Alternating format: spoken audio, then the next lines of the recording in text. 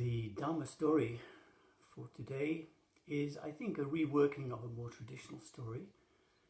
And the subject is kindness and service and love.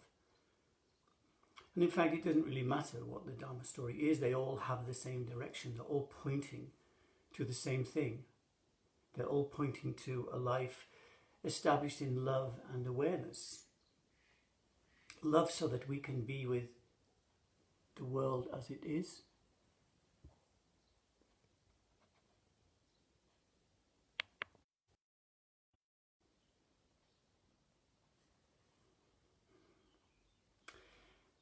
I apologize. Just for a moment, I thought it wasn't working. So Dharma stories all point in the same direction, to a way of love and compassion and sharing and caring and wisdom, of course. And we are the architects of our life, and so everything that happens in our life has come from us, or at least from our response or reaction to what the world is presenting. And so the best response always is love. Of course it is. And if I share with you something that I say to my students often, that when I first met my teacher and I sat with him alone for the very first time, he said these words which just opened my heart. I've been meditating for a long time, for 10 years before I met him. And I had trained with transcendental meditation, which was a beautiful doorway into my Dharma life.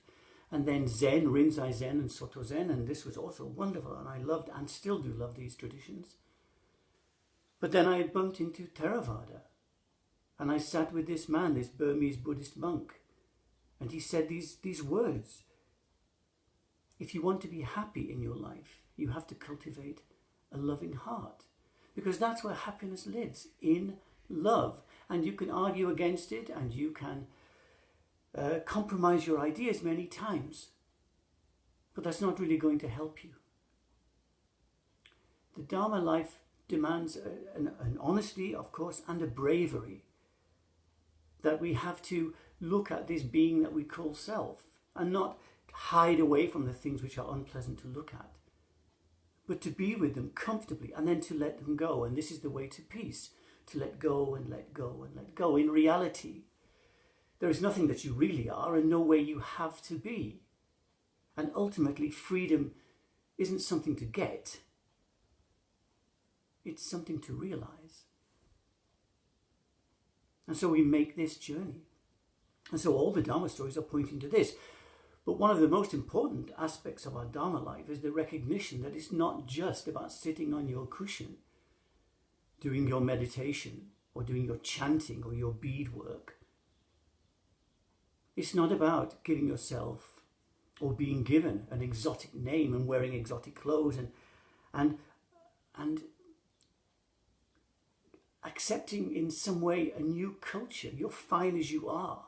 If you're British or Spanish or German, American, whatever you are, that's enough for full awakening. You don't need to do more than that. But the most important thing is not to pick up a new identity, but to take our Dharma understanding into every aspect of our life. Whether we are sitting, standing, walking, or lying down, whether we are in the Dharma hall or with our family, or with our friends at work, to bring the Dharma into that. If you really want to understand the depth of your Dharma understanding, then look at your ordinary life. Because that's, if we are honest, that's where you'll see everything. Now, there's no need to complain and criticize yourself because you're not a fully awakened being. You're not. So relax a little bit and just do the best you can. But remember, this Dharma path is really ultimately very simple. And no matter how complicated we and religions may make it, the Dharma path is very simple. Live with love and be aware. And from the moment we wake up to the moment we sleep, empower that feeling of love, of acceptance, first of all for yourself and then for all beings. And then move in your life from that place. And then to be aware of the thoughts, the moods, the feelings, the emotions. This whole endless stream of mind states, arising and passing away, arising and passing away. But simply because they're arising and passing away, they're not you. So anger is something that arises. We can be aware of it. We don't have to become it. Fear and doubt and greed and hatred, all those things, they're just different moments of mind. They're like clouds passing through the sky. Some are dark and heavy and threatening. Others are light or pink and fluffy. But they all have the same quality. They're all impermanent. The Buddha's last words before he died, this great man, before he died, he was asked to give one last teaching. He said to his attendant, Ananda, Ananda, what more can I say? For 40 years I've travelled this part of India. I have not had the closed fist of some teachers, which means there's no secret teachings in Dhamma. But Ananda said, please, everyone is waiting. Before you die, before you leave us, please give us one more teaching. And so this old man, this 80-year-old man in India 2,600 years ago, came out of his little kuti, his little house, and sat down in front of all the monks and nuns and the lay men and the lay women who had gathered to be with him. And he said this, whatever arises, passes away, and is not you. Now work hard to understand this teaching, because we don't understand this teaching that we struggle with life. We try to make permanent all the things which are impermanent. We try to hold on to things which by their very nature are already passing away. And when the heart is open, there's no more grasping, there's no more rejecting, there's simply being with. There is simply a being with life. This Dharma is so beautiful. I consider myself completely blessed to have met this Dharma, beginning when I was 18, to have met the Buddha and these wonderful teachings, to have met my own teacher, who shared his time and his wisdom and his love with me. And now for me to share it with you. This is my great privilege. So here's the story. At one time there was a young couple who met. They fell in love and they married. This is a familiar story to all of us living in the Western world. This is how life is for us. We formulate our relationships, our romantic relationships, based on a feeling. And that's not always the most secure thing to do. But it's what we do. And if we are wise enough to open our heart and not fix our partners in some kind of state of time, expecting them never to change. If we don't do that, then we grow together. We grow physically together. We grow older together. We meet the changes, the aging changes. We get a little bit fatter, a little bit slower. We need glasses. We lose our hair. But it's all fine, isn't it? Because that's the nature of life. When the Buddha was pointing to the Dhamma, where can you find the Dhamma? In your ordinary life, old age, sickness and death. Regard those things. Look at those things. And then when we both grow together, then we're still sharing our life. We're still enhancing that relationship. So beautiful. Again, I say it a lot. Beautiful is a word I use a lot, simply because it's my relationship to life because of Dhamma. And when our heart is open, that's what we share. We're not making demands on the other person. How dare you get old? How dare you put on some weight? How dare you not be the person you were 40 years ago? We're not, are we? So this young couple married, and they had a nice marriage. They were in love with each other, and that love stayed. And then one day the husband came home, and the wife had some exciting news. She said, I'm pregnant. And this really was exciting. And anyone who's been in this situation knows how wonderful this news is. That between us, we have created a new life. And so the time passed, there was a celebration, the time passed, the 9 months passed, and eventually this lady gave birth to a child, a boy. And so now the family was 3, and 3 beings that loved each other, that cared for each other, that shared their life with each other. And they lived in this happy state. And the years passed until perhaps when the little boy was 3 years old. The father came home one day and he said to his wife, "I've just been to visit my father, and what I noticed was, he's getting older. Very often we don't recognize that our parents are getting older until it's too late. I mean, until they're very old, and then they become infirm." And so the husband said, "Well, I was with my father and I realized he's getting older, and I would like to offer him the opportunity to come and live with us so we could take care of him as he advances through his age, as he becomes more feeble and more delicate. I would like to offer this to him, but of course, I don't live alone. I share my life with you and our son. So I ask you, what do you think? Would it be acceptable?" And the wife, of course, wanted to share with her husband his life and his ideas. And so she said, "Yes, I think we should. I think we should share our good fortune with your father as he gets older." And so the husband went back and he spoke with his father, and eventually, after some persuasion, I think older people don't really want to give up their independence. But he said, "Yes, of course, I recognize now I'm not the young man I used to be. And so if it's okay for you, if we can have some independence, then I accept, and thank you very much." And so the family now became 4. The mother and the father, and the small child, and the grandfather of the child. And they lived quite well together. The father had his own room, of course, and they would meet at the table for breakfast and lunch and dinner when that was possible. But they would take their meals together. And that was fine.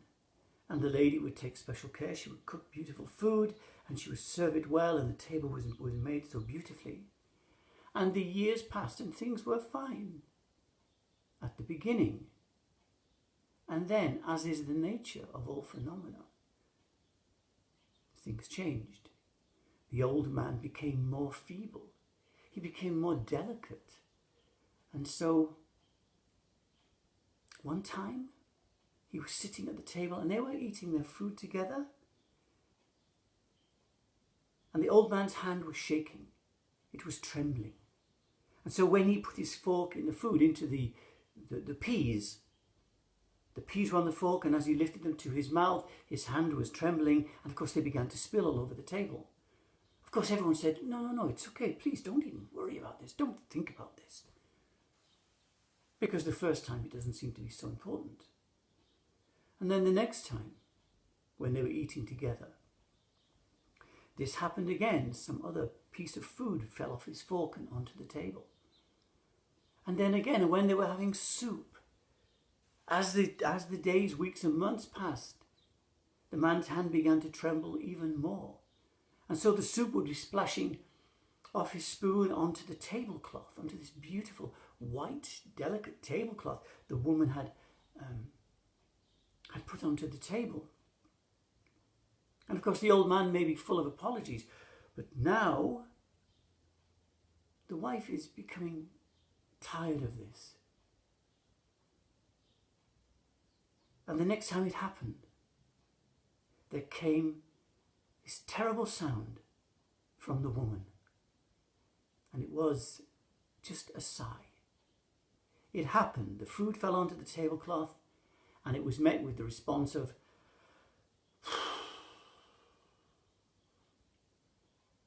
it doesn't sound like very much, but it's the sound of impatience, isn't it? It's the sound of frustration. What am I going to do about this old man? Look at my tablecloth. look what's happening. I can't keep anything nice. I want to be, to take care of my husband's father. Of course I do. But look what he's doing to the house, to the table and all the things around. He's just making a mess all the time. I'll never get these stains out of the tablecloth now.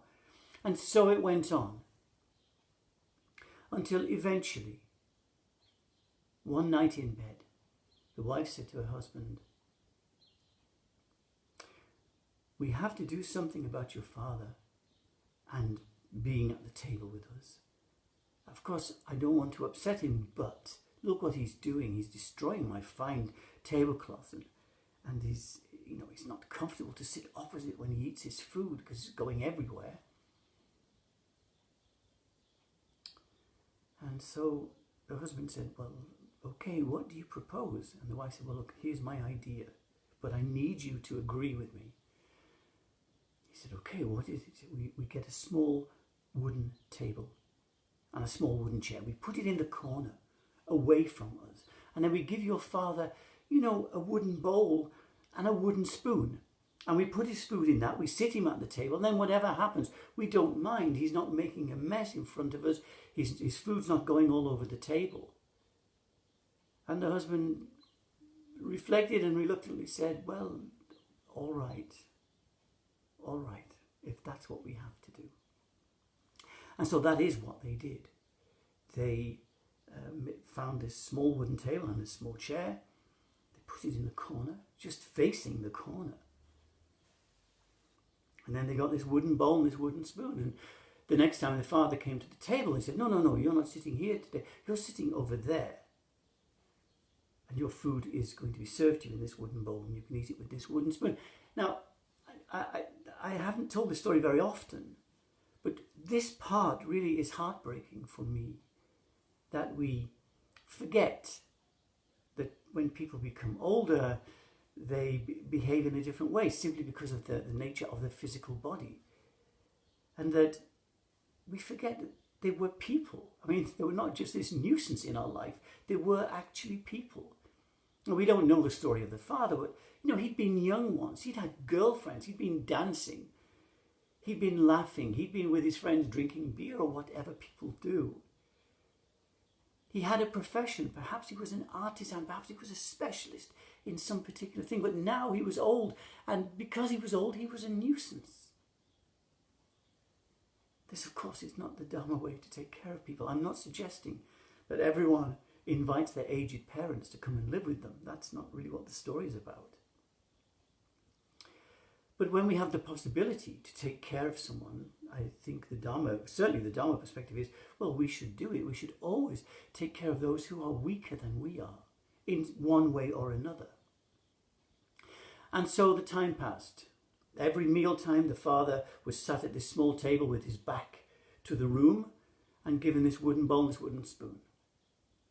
And he never complained, he never said anything, but he ate as best he could. And then he would go back to his room.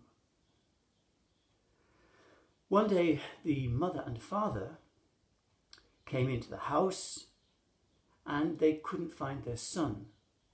So he was now maybe 6 years old, so 3 years had passed. And they had seen the decline of this old man. But they couldn't find their son, and so they asked. They called out his name. And they went into the kitchen and upstairs, and then eventually went into the dining room. And they called his name, and this little voice answered.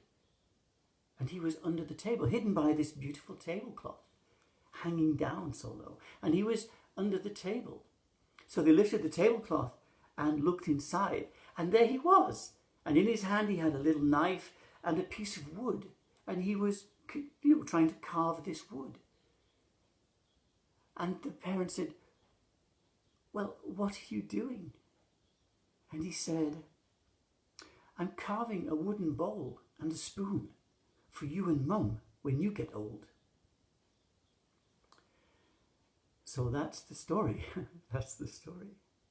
In every moment, however we think we are, we might think we're inconsequential, or we might think that our actions and our speech is inconsequential, but all the time we're giving teachings. We can't help it. We're putting messages out into the world.